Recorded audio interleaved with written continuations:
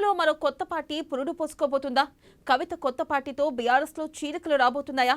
కవిత వరుస పర్యటనలతో పార్టీ పెడుతున్నట్లుగా సంకేతాలు ఇస్తున్నారా? మేధావులతో కవిత ఏమని చర్చించారు? పార్టీ కోసం 3 పేర్లను ప్రతిపాదించగా ఏది ఫైనల్ చేశారు? ఏ రోజున కవిత కొత్త పార్టీ ఉండబోతుంది?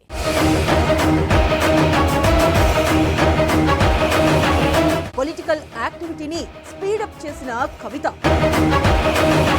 తెలంగాణలో రోడ్ మ్యాప్ రెడీ చేసిన కవిత, తెలంగాణలో ప్రాంతీయ పార్టీకి చోటు ఉందా?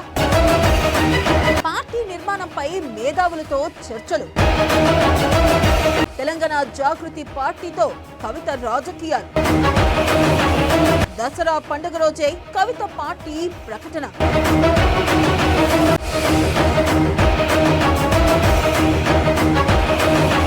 తెలంగాణ జాగృతి అధ్యక్షురాలు MLC Kalvakuntla Kavitha political యాక్టివిటీని speedup చేస్తున్నారు. తండ్రి కేసీఆర్ సొంతూరు చింతమడకలో పర్యటించి మాజీ మంత్రి హరీష్ టార్గెట్ గా విమర్శలు చేసిన కవిత సిద్దిపేట తన కర్మభూమి కావచ్చు అంటూ హింట్ ఇచ్చారు. ఆ తర్వాత మంచిర్యాల జిల్లా శ్రీరాంపూర్లో సింగరేణి కార్మికులతో కలిసి బతుకమ్మ సంబరాల్లో పాల్గొన్న కవిత గజ్వేల్ నియోజకవర్గంలోనూ బతుకమ్మ సంబరాల్లో పాల్గొన్నారు. బీఆర్ఎస్ నుంచి సస్పెండ్ అయినప్పటి నుంచి రెగ్యులర్ గా ప్రెస్ మీట్లు పెడుతూ ఏదో యాక్టివిటీతో లైమ్ లైట్ లో ఉండే ప్రయత్నం చేస్తున్న కవిత కొత్త రాజకీయ పార్టీ దిశగా అడుగులు వేస్తున్నారట. ఇక కాంగ్రెస్ బీజేపీలో చేరే ప్రసక్తే లేదంటున్న కవిత తన ముందు ఉన్న ఆప్షన్ కొత్త రాజకీయ పార్టీ మాత్రమేనన్న అభిప్రాయానికి వచ్చారట.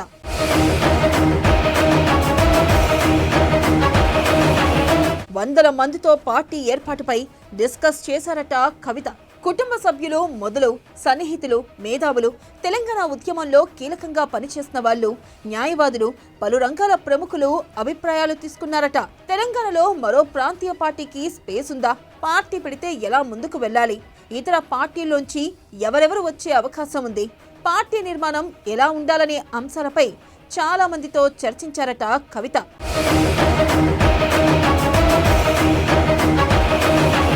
తెలంగాణ, ఏపీతో పాటు దేశంలో వివిధ రాష్ట్రాల్లో గతంలో ఎవరెవరు పార్టీలు పెట్టారు, అందులో ఎవరు సక్సెస్ అయ్యారు, ఎవరు ఫెయిల్ అయ్యారు, వాళ్ళ సక్సెస్ కు ఫెయిల్యూర్ కు కారణాలేంటనే దానిపై ఆరా తీస్తున్న కవిత తన రాజకీయ పార్టీని తెలంగాణలో విజయవంతంగా ఎలా ముందుకు తీసుకెళ్లాలన్న దానిపై రోడ్ మ్యాప్ రెడీ చేసుకుంటున్నారని సమాచారం అందుతుంది.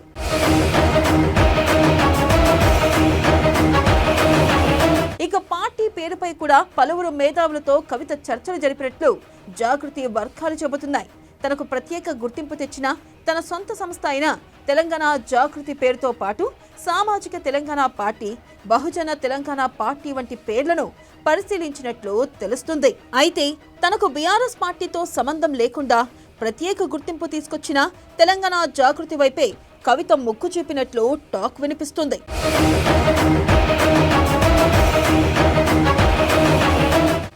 చర్చల తర్వాత తాను పెట్టబోయే రాజకీయ పార్టీకి తెలంగాణ జాగృతి పార్టీ అని నామకరణం చెయ్యాలని కవిత డిసైడ్ అయినట్లు సమాచారం. తెలంగాణ జాగృతి పేరుతో అయితేనే ప్రజల్లోకి తొందరగా వెళ్ళగలమని, అలా అయితే ప్రత్యేకంగా తన పార్టీ పేరును ప్రమోట్ చేసుకోవాల్సిన అవసరం ఉండదని కవిత భావిస్తున్నారట.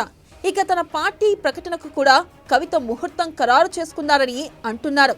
ఈ దసరా పండుగ రోజు విజయదశమి సందర్భంగా తెలంగాణ జాగృతి పార్టీని కవిత అధికారికంగా ప్రకటించబోతున్నారట. పార్టీ పెట్టడంతో పాటు వెంటనే రంగంలోకి దిగాలని కవిత భావిస్తున్నట్లు తెలుస్తుంది.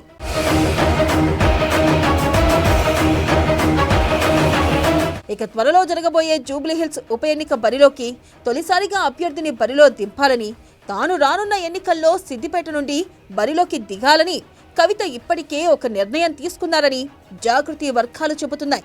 ఈ క్రమంలోనే కాంగ్రెస్ మాజీ ఎమ్మెల్సీ అమీర్ అలీ ఖాన్ కవితను కలిశారని, జూబ్లీహిల్స్ నియోజకవర్గంలో ముస్లిం మైనార్టీల ఓట్లు ఎక్కువగా ఉండడంతో ఆయననే బరిలోకి దింపే అవకాశాలు ఉన్నాయన్న టాక్ వినిపిస్తుంది.